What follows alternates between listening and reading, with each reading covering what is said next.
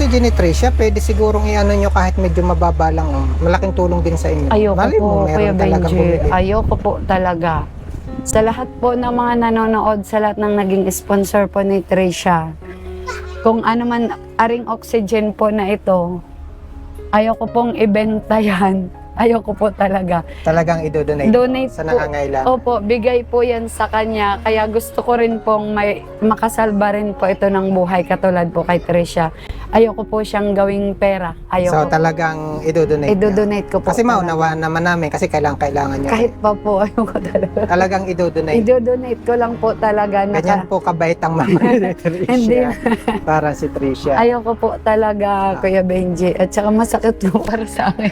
Kaya muli no, sa mga kababayan, yung pong ano, talagang urgent no, yung talagang kailangan na ito po available, ito po ay 15 pounds ano, Opo. na complete set ng oxygen, talagang Opo, host na lang po ang kulang. Kompleto na po yan, meron na po siyang ano. Kung mayroon pa nga pong nangangailangan ng nebulizer, meron pa po dyan si Tricia. Nebulizer. Opo, opo. Host lang din po ang kailangan nun. Kung may nangangailangan pa po, willing po kaming mag-donate po nun. Basta doon po talaga sa sobrang nangangailangan yung hindi kayang bumili katulad namin. Meron po kami nun.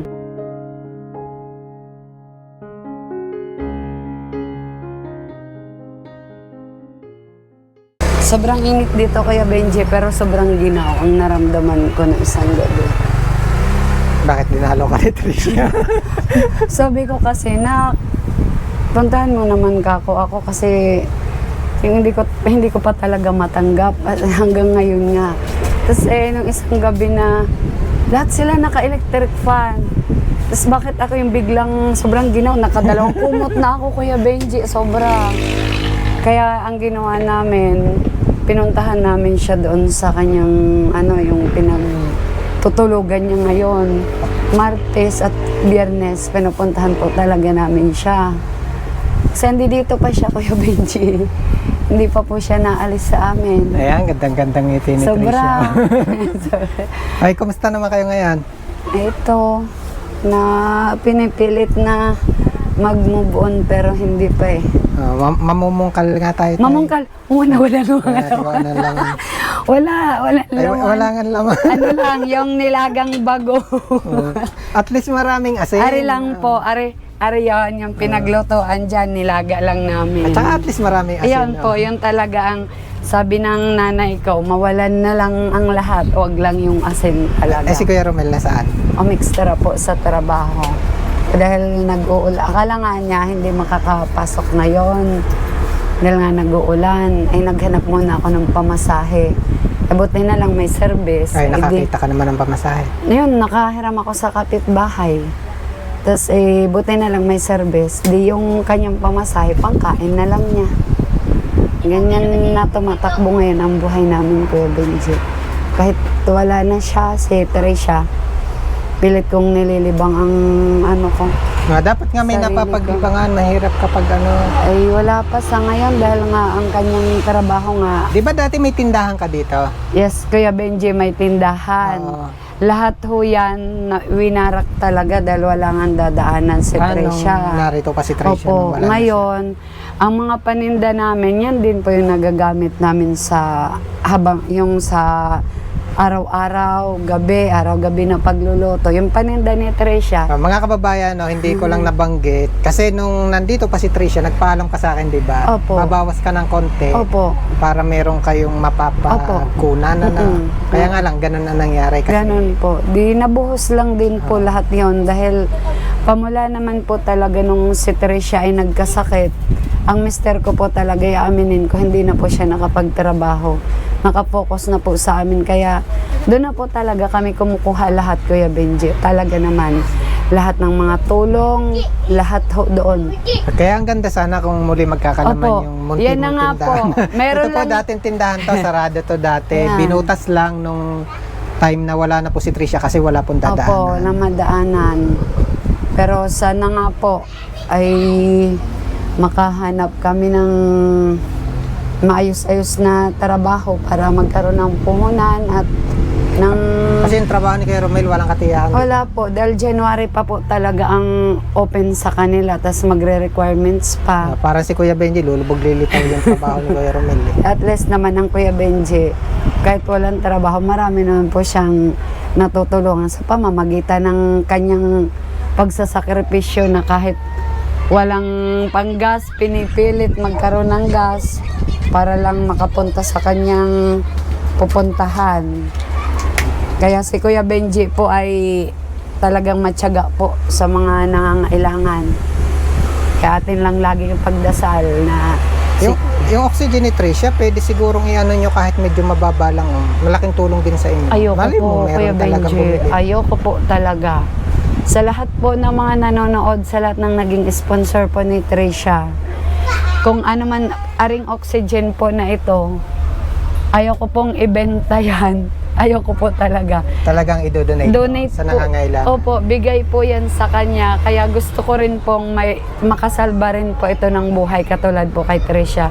Ayoko po siyang gawing pera. So Ayoko talagang i-donate i-donate ko po. Kasi talaga. maunawaan naman namin kasi kailangan nyo. Kahit pa po, ayoko talaga. Talagang i-donate. I-donate ko lang po talaga. Ganyan po kabait ang mama ni Tricia. Hindi. Parang si Tricia. Ayoko po talaga, Kuya Benji. At saka masakit po para sa akin. Kaya muli no, sa mga kababayan, yung pong talagang urgent no, yung talagang kailangan na ito po available, ito po ay 15 pounds Opo. na complete set ng oxygen, talagang Opo, hose na lang po ang kulang. Kompleto na po yan, meron na po siyang Kung mayroon pa nga pong nangangailangan ng nebulizer, meron pa po dyan si Tricia. nebulizer. Opo. Host lang din po ang kailangan nun. Kung may nangangailangan pa po, willing po kaming mag-donate po nun. Basta doon po talaga sa sobrang nangangailangan yung hindi kayang bumili katulad namin. Meron po kami nun. Nandun nga lang sa kukanin ko kay Benji. Sige po. Opo. Ang aking bahay ay sobrang gulo, Kuya Benji. Nasaan na yon? Hanapin ko lang po. Kahit nahirap na Where hirap is sila. my nebulizer? Iba pa rin po talaga yung kabaitan ni ate. Oh, nebulizer, where are you? Hanapin ko lang. Ganito lang po. Talagang pag umuulan no, tulo din. Opo, talagang Kasi yung bubungan po nila, tarapan lang po yan. nagtatago po kami, Kuya Benji, pag naulan. Puro talapa lang po yung paligid. Oh my gosh, ayun. Nasa kailaliman ang kanyang nebulizer. Okay lang, te. Nasa Ay, hindi katago muna. yata. Nasa kailaliman po eh. Pero willing po akong mag-donate po no. Nahanapin ko po yun talaga. Dahil lahat po ng gamit ng anak ko na nagsilbing pandugtong buhay sa kanya at total ay wala naman na po siya. Yun din po ay ibibigay ko rin po sa nangangailangan na katulad niya para pandugtong din po ng buhay. Yan po talaga ang mga kailangan na importante ni Tricia. Itutulong ko rin po sa inyo. Tatanong ko si Tricia, mas magiging masaya din. Talagang magiging masaya po yan dahil yun ang gusto niya po, yung tumulong na kahit walang-wala kami, kahit nabubuhay pa po siya noon. Pag may nakikita siyang bata, sabi, Mama, wala siyang pagkain, bibigyan ko. Mapagbigay po yun. Yung nasend ko nga po sa iyo na nagtitiktok po siya, yun po yung talagang mga gawain niya. Yun yung mga gusto niya na masaya siya, sumasayaw. Yan lang ang nakita ko nung isang gabi kaya pinakita ko po sa inyo. Na bilang pag-alala kay Tricia, kaya sabi ko nga, Kuya Benji, sana kahit wala si Tricia, sanay pumasyal-pasyal ka lang. Tinupad ko naman. Yeah. Hindi po ako na-reply. Pero Opo, nadating, alam ko chat po. po ng chat si ate kasi yun, medyo busy si Kuya Benji. Pero at least dumating. Yes po, thank you. Pero sa 40 days ni Tricia, wag po kayo mawawala. Kailan po yan? Benji, sa October 30 po. October 10. Opo. Kahit hanggang doon na lang po, yung alaala na lang po ni Tricia. Sabi kasi niya, Mama, wag ka talaga iyak ng iyak. Ramdam ko po sa sarili ko na pag naiyak po ako, nakakaramdam ako ng lamig sa katawan ko. Huwag ka Kaya- daw kasing susuway. So, kaya hindi na, ano na lang, yung konting natulo na lang ang luha, yung mga ganun, kaming mag-asawa, tulala kami pareho pag nakatingin sa kanya, tapos hindi na kami nag-uusap, maya-maya, ala, sabi pala ni Tricia, huwag tayo iiyak. Yun, baling na naman ang ano namin sa kanya. Meron lang akong isang damit na napaka-paborito niya po talaga, na hindi ko na iaalis sa aking hanggang ngayon. Ari po, pag siya'y natutulog, Ayan na sinusuot ng ito po, pag naliligo, ito po siya. Kaya hindi ko to, ito na lang po ang pinaka-Tricia ko. Hindi ko po talaga ito inaalis hanggang sa pagtulog ko. Dahil andi dito pa po sa amin, hindi ko pa po na yung kayang tanggapin ng buo. Hindi pa po. Masakit pa po hanggang ngayon at ilang araw pa lang naman po siya. Ayaw pa nga pong magtrabaho ng mister ko. Kaya lang sabi ko, kailangan na natin. Mababawasan na yung sakit kasi dinalaw ko na ulit kayo. Thank you, Lord. Sa totoo lang, Kuya Benji. Kaya lagi akong nanonood sa yung sa mga vlogs nyo. Kasi pag nakikita ko kayo doon, yung parang nawawala ang nawawala yung naiibsan yung lungkot ko kay Tricia. Lalo yung nakangiti kayo ni Brianna. Naalala ko po doon ng anak ko. Kaya sabi nga ng asawa ko, wag ko na daw masyadong balikaan yung mga ni Tricia. Sabi ko, hindi maaari sa akin dahil Hindi naman agad-agad talaga. sabi ko, sobrang hirap sobrang hirap ng batang yan, sabi ko. Kahit sabihin ko pang mag-move on ako, hindi pa kaya. Hindi pa talaga kaya, Kuya Benji. Ayaw pa niya ako iwanan dito sa bahay. Pag ako lang mag-isa, Kuya Benji, talagang andun yung iyak ko. Hindi nawawala pa. Ari namang isa, Mama, andi dito pa ako, sabi niya. Yan, hindi nga yan pumasok, binabantayan ako. Pero may pasok po dapat. Mayroon po dapat. Kahapon kasi, nung papasok siya, nakikita niya akong doon, hawak-hawak ko si Bibi, tas kaya ako nang iyak. Yun, sinamahan niya ako dito, 2 araw na. Sihatid ko sana siya kanina.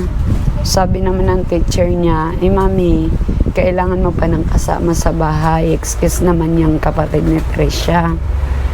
Ayun, natuwa din naman ako. Gusto rin naman ng ibang tao na ako magpunta sa mga kapitbahay. Ay, hindi naman talaga pa pwede. Hindi ko kayang iwanan, Kuya Benji, dito. Sabi nga ng asawa ko, pag daw siya ay naka-street ng trabaho ngayong linggo na to, at may tira sa mga bayarin namin tubig at kuryente, mag-uumpisa na po akong mag-fishball dyan. Para kahit Oo. bukod sa may napapagkabalahan, May pumapasok din po may na mapagkukunan ng pang-araw-araw. Ang problema ay puhunan. Yun lang po. Tapos pag naulan, Magaling ka naman magdasal eh.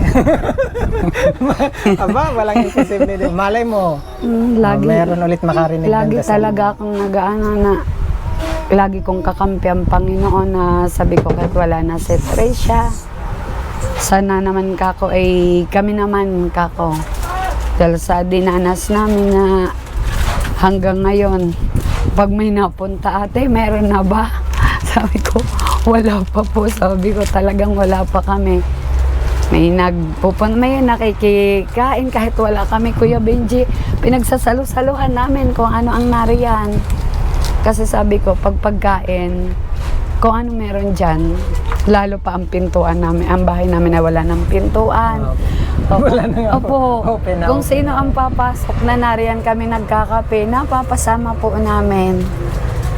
Kaya sabi ko, kahit na wala tayo, at least meron din tayong nasa-safe na buhay na magkape man lang or ano man, napapasama namin sila sa kain namin.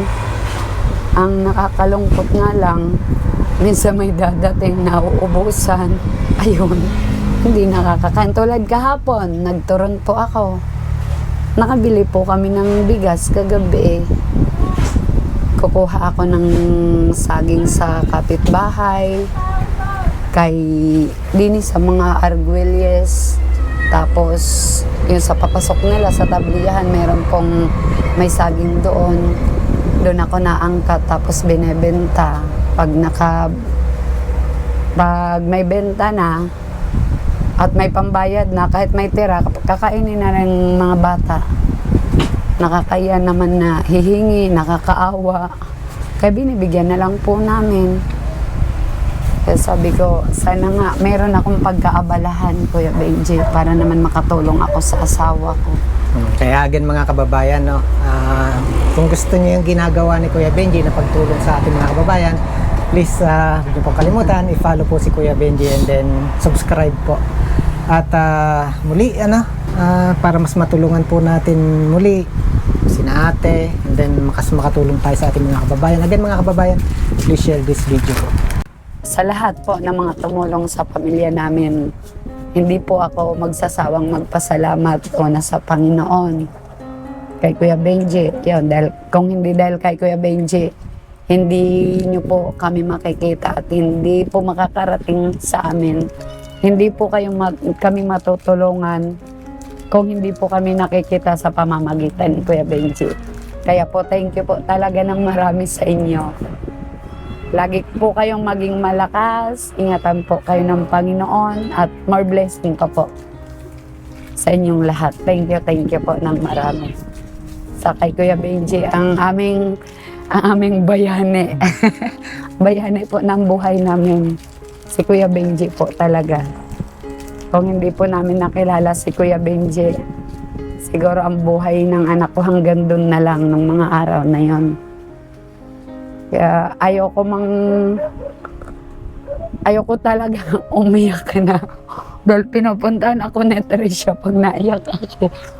Kaya lilibangin ko na lang po sarili ko. Thank you po talaga sa inyo ng marami. God bless po.